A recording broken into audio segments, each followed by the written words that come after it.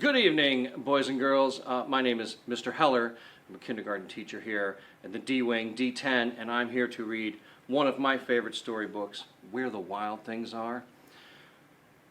If you have perfect attendance this week, you could win this book.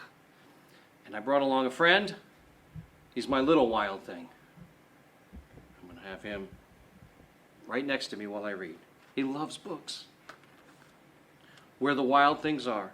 Story and pictures by Maurice, Sendak. The night Max wore his wolf suit and made mischief of one kind and another. His mother called him Wild Thing, and Max said, "I'll eat you up." So he was sent to bed without eating anything. That very night, in Max's room, a forest grew. And grew.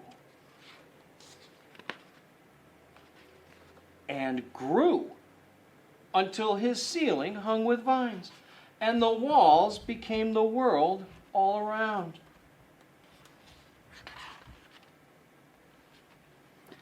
And an ocean tumbled by with a private boat for Max, and he sailed off through night and day. And in and out of weeks, and almost over a year, to where the wild things are.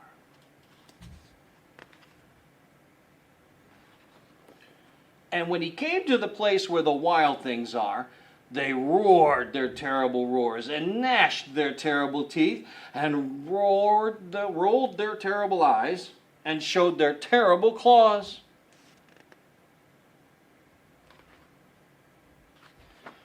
Till Max said, "Be still," and tamed them with his magic trick of staring into all their yellow eyes without blinking once. And they were frightened and called him the most wild thing of all. And made him king of all wild things. "And now," cried Max, "let the wild rumpus start."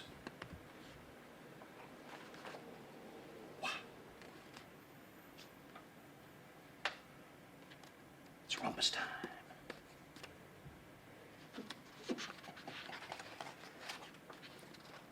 Go for swing.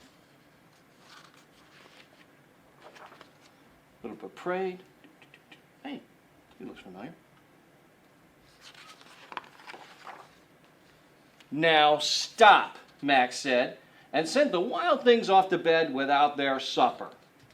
And Max, the king of all wild things, was lonely and wanted to be where someone loved him best of all. Then all around, from far away across the world, he smelled good things to eat. So he gave up being king of where the wild things are. But the wild things cried, "Oh, please don't go. We'll eat you up. We love you so." And Max said, "No." And the wild things roared their terrible roars, and gnashed their terrible teeth, and rolled their terrible eyes, and showed their terrible claws. But Max stepped into his private boat and waved goodbye. And sailed back over a year, and in and out of weeks, and through a day. And into the night of his very own room, where he found his supper waiting for him. And it was still hot. The end. I hope you guys can win this book. Have a great night.